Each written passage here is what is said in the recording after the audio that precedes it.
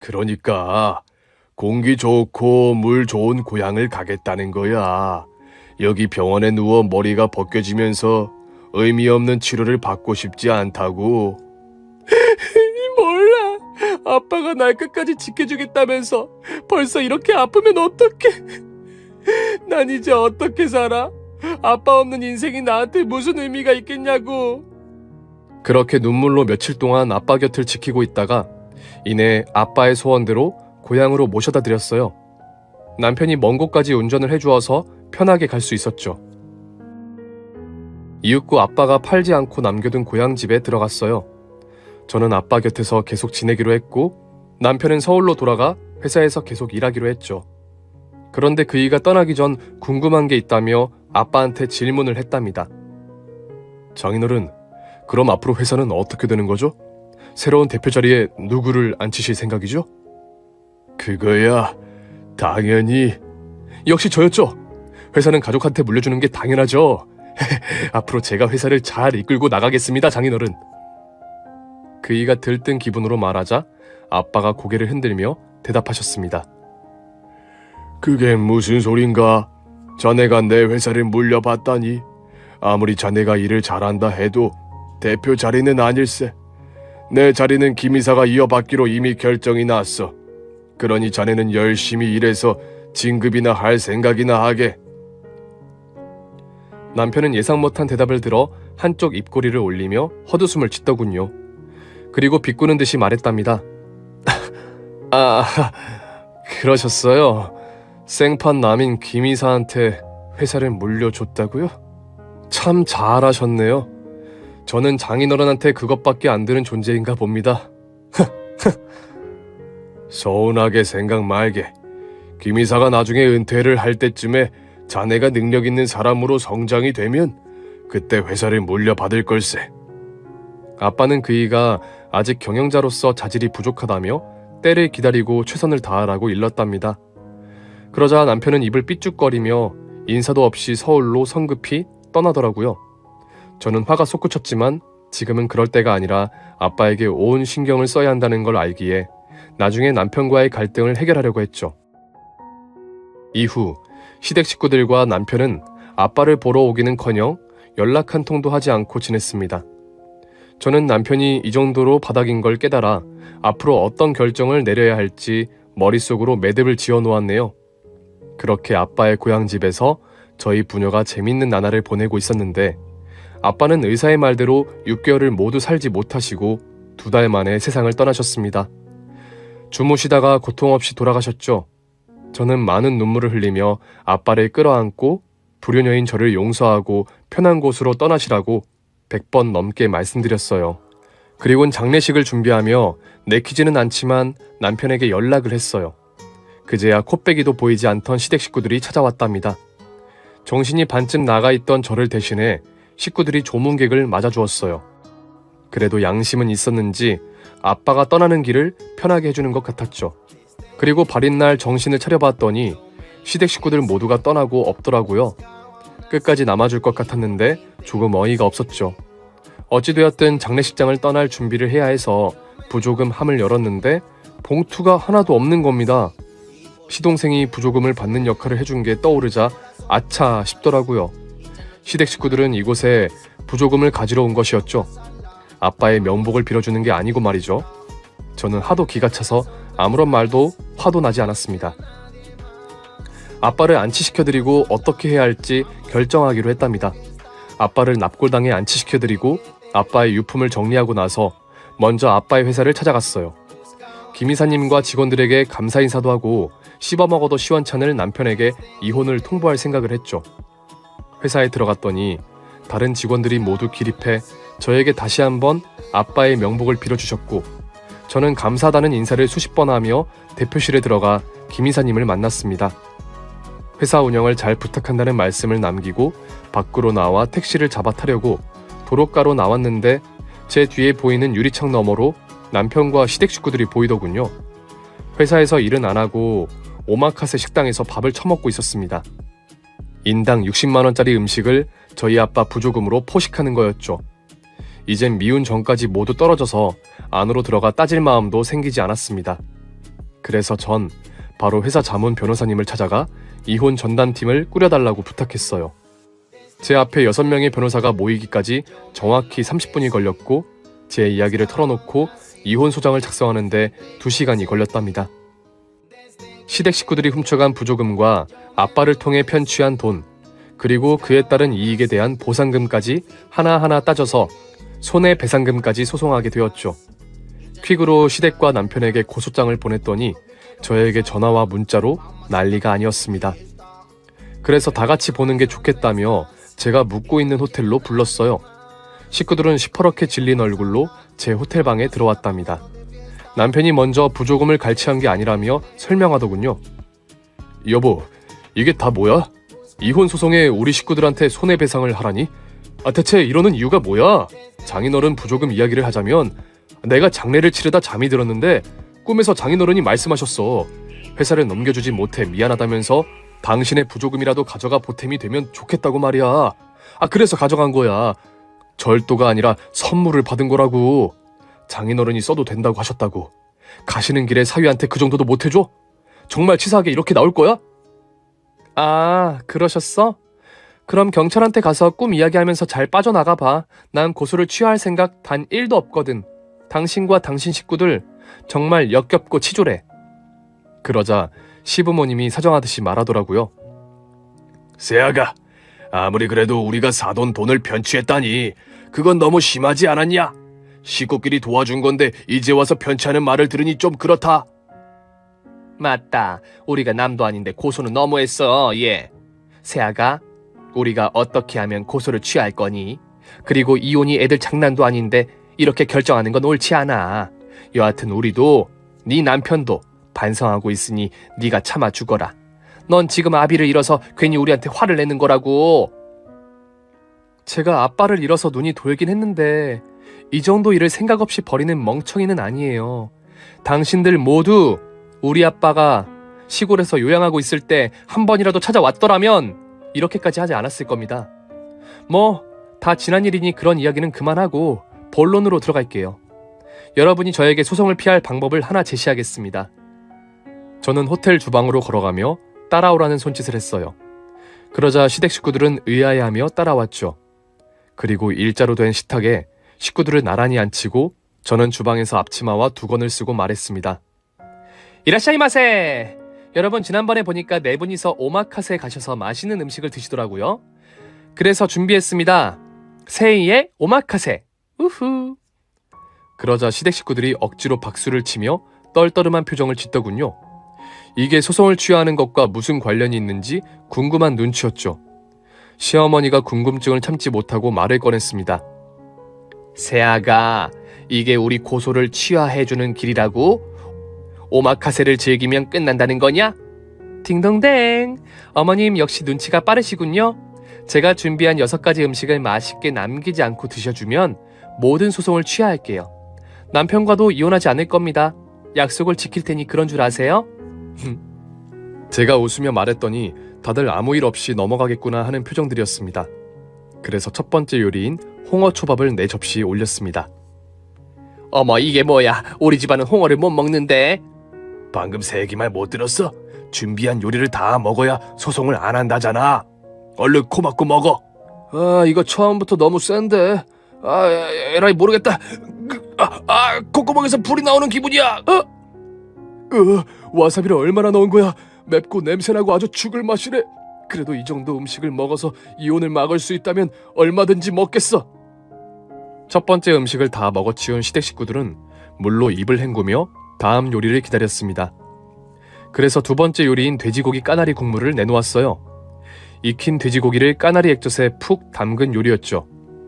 저는 국물까지 다 드셔야 통과가 된다고 일렀습니다.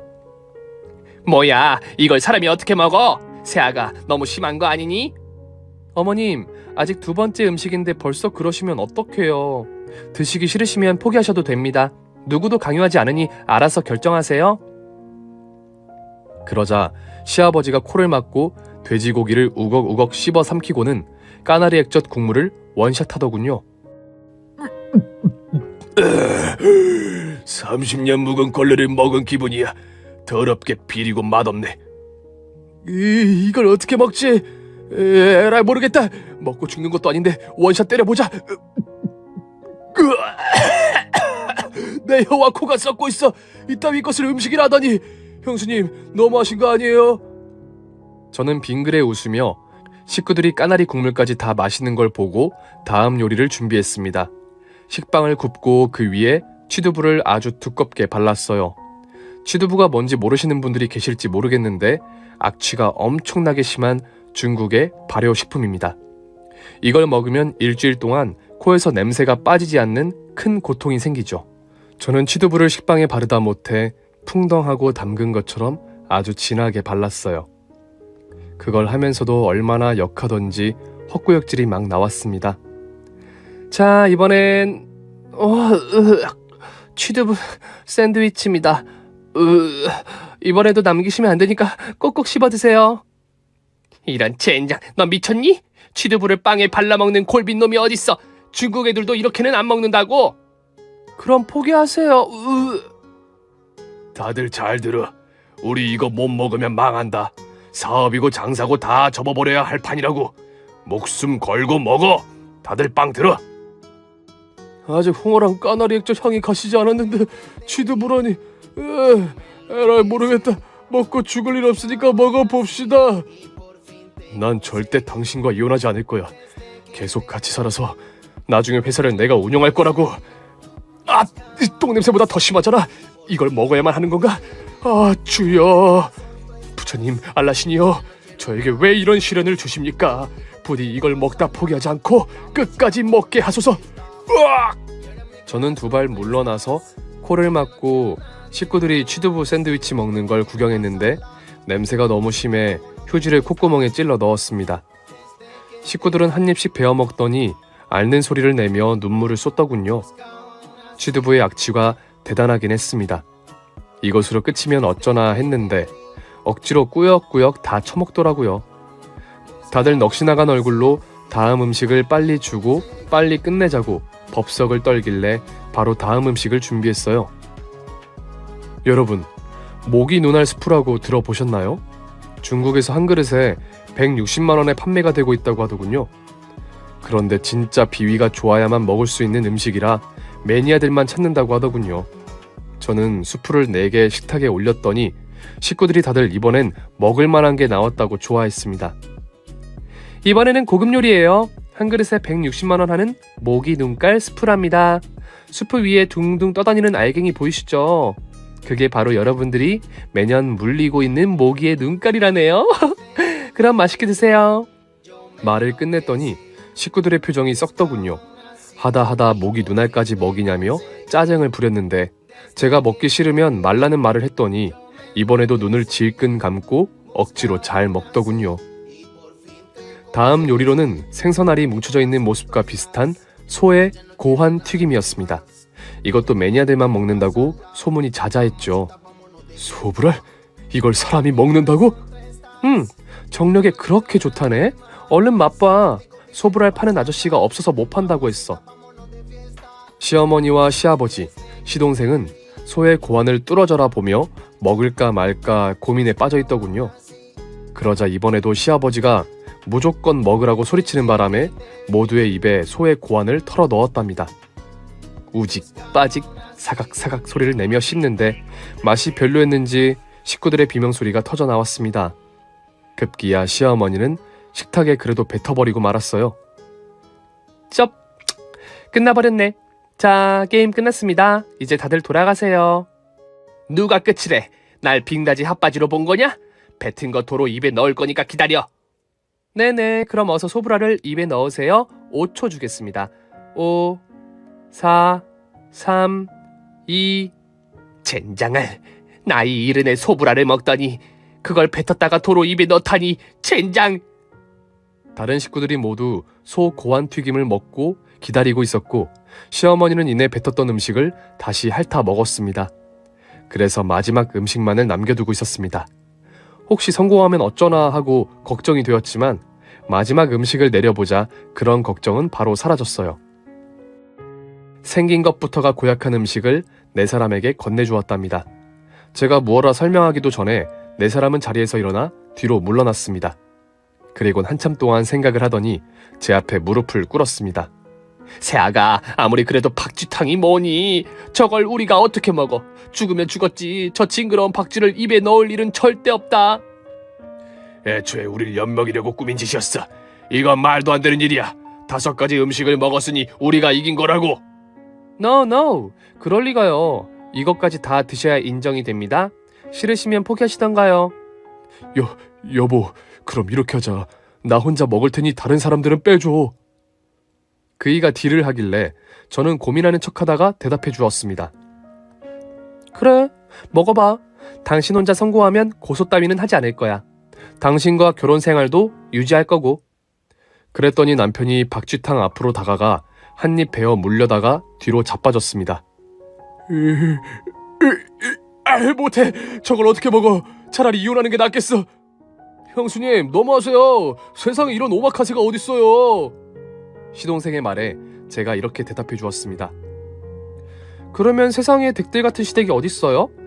우리 아빠한테 박쥐처럼 들러붙어 돈 뽑아 먹더니 병들고 아프니까 나타나지도 않았죠? 게다가 아빠 부조금을 갈취까지 해가는 박쥐 같은 짓은 왜 한 겁니까? 장례식장 CCTV에 고스란히 찍혔으니 감옥에 갈 준비하세요. 그제야 정신이 들었는지 시댁 식구들은 나란히 무릎을 꿇고 앉았습니다. 자기들과 똑같은 박쥐탕은 죽어도 못 먹겠는지 용서해달라고 사정하더군요. 새아가, 우리가 이렇게 빌 테니 봐주거라. 고소를 취하해줘. 새아가, 사돈이 하늘에서 보고 계신다. 네가 이러면 편히 눈을 감지 못하실 거야. 우릴 용서하고 한마음 한뜻으로 잘 살아보자. 이 노인네가 비굴하게 빌자니. 형수님, 앞으로 형수가 시키는 건 다 할게요. 저 박쥐 먹는 것만 빼고요. 뭐든 다 할 테니 제발 살려주세요. 여보, 지난 일은 모두 잊자. 내가 살면서 두고두고 갚을게, 응? 하지만 저는 1초의 고민도 하지 않고 내 사람을 법정에 세우고 처벌받게 하고 아빠에게서 가져간 모든 것들을 돌려받겠다고 엄포했습니다. 그러자 남편이 태도를 바꾸더군요. 에이, 진짜 말이 안 통하네. 그래, 너 하고 싶은 대로 해봐. 우리는 뭐 변호사 못 구할 줄 알아? 엄마, 아버지 다들 일어나요. 우리도 비싼 변호사 구할 능력 있잖아요. 전현이랑 싸워봅시다. 생각해보니 그러네. 내 남편 치킨집도 잘 되고 아들 둘 다 능력이 있는데 뭐하러 우리가 이렇게 빌고 있지?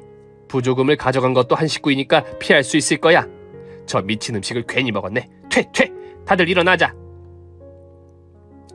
네 사람이 자리에서 일어나자 저는 마지막 말을 하고 주방 밑에 숨겨둔 걸 꺼냈습니다. 여러분, 게임에 지셨으니 벌칙은 받으셔야죠. 법정은 당연히 가는 것이고 오늘은 이걸 받고 가세요.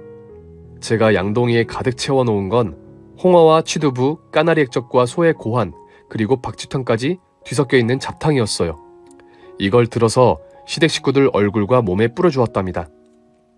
자, 개운하시죠? 오늘 드신 거 잊지 마시라고 마무리 입가심입니다. 그럼 모두 조심히 돌아가세요. 이년이 미쳤나? 너 내가 가만 안 둬. 냄새가 나서 못 견디겠어. 화장실을 가야겠어. 너 씻고 와서 봐. 화장실 문은 잠겨 있습니다. 그리고 싱크대 베란다 물도 모두 잠가놨어요. 고로 이 꼴로 집으로 돌아가셔야 한답니다. 식구들은 저에게 복수를 하려고 했지만 극심한 악취를 참지 못하고 주랭랑을 쳤답니다. 그렇게 저의 오마카세는 끝이 나버렸네요. 저는 곧바로 부조금 절도로 시댁 식구들을 신고 접수했고 이혼 소장과 손해배상 청구를 제출했답니다. 그래서 식구들은 집에 가서 씻자마자 형사들에게 절도죄로 체포되었습니다. 변호사를 사서 빠져나오려고 했지만 부조금을 털어간 사실이 변하지 않으니 바로 구치소로 들어갔어요. 네 사람은 모두 징역형을 받게 되어 교도소로 이감되었는데 얼마 뒤 이혼 재판과 손해배상 재판이 열렸답니다. 제 변호사들이 일치월장하고 일목요연하게 주장을 펼치자 판사님은 시댁이 가져간 사업자금과 이익으로 얻은 대부분의 돈을 돌려주라고 선고했답니다. 뿐만 아니라 시동생의 거래처 사장님들이 그동안 눈 감아준 부정행위를 낱낱이 밝혀 사업체를 공중분해시켜버렸고 제가 받은 정신적 보상금까지 다 받게 되면서 시댁은 하루아침에 모든 걸 잃고 거지가 되었답니다. 저희 아빠 덕에 가진 부를 모두 돌려주고 마지막 남아있던 시댁을 경매에 내놓게 되었죠. 나중에 출소하고 나면 빈털터리로 다시 인생을 시작해야만 하네요. 올해 말쯤에 출소한다는데 그때부터 다시 지옥이 시작될 것 같습니다. 저의 응징과 복수는 이렇게 아직도 진행 중이네요. 한편 아빠의 회사는 김 이사님이 잘 이끌어 주시고 계십니다. 회사에 제 지분이 20%가 있어 같이 일해보자고 자주 말씀하시는데 저는 글쟁이로 사는 삶을 살려고 거절했답니다. 저는 올해 3번째 책을 냈어요. 아빠의 삶을 쓴 에세이를 말이죠. 한평생 저를 위해 헌신한 일들과 성공을 위해 애를 쓴 흔적들, 그리고 투병 생활까지 썼죠. 그리고 시댁 이야기도 조금 썼어요. 제가 인간 이하의 사람들과 한 식구로 산 한심한 이야기를 아주 간단하게 적었죠. 책은 이전에 냈던 시집보다 판매량이 저조하긴 하지만 그래도 저를 사랑해주는 독자님들이 있어 먹고 살 수 있네요. 또 강단에도 계속 서고 있으며 많은 사람들을 만나며 대화를 나누고 재밌게 살고 있답니다. 재혼이나 연애는 아직 생각이 없어 혼자 사는 삶을 만끽하고 있어요. 아빠를 회상하고 그리워하면서 말이죠. 이제 곧 아빠의 기일인데 제 꿈을 향해 계속 걸어가고 있는 걸 보시면 기뻐하시겠죠? 전 남편과 시댁을 응징해 준 걸 기특해 하시겠죠? 제가 너무 심하다고 생각하시는 분이 없길 바라며 이만 글을 줄입니다. 안녕히 계세요. 오늘의 사연은 오마카세 일화가 진짜 충격적이네요. 사연자님이 제대로 된 복수를 한 것 같아 기분이 좋기도 합니다. 여러분도 그렇게 생각하시죠? 그렇다면 구독과 좋아요를 꼭 눌러주시고 알림 설정까지 해주시면 더할 나위 없이 감사하겠습니다.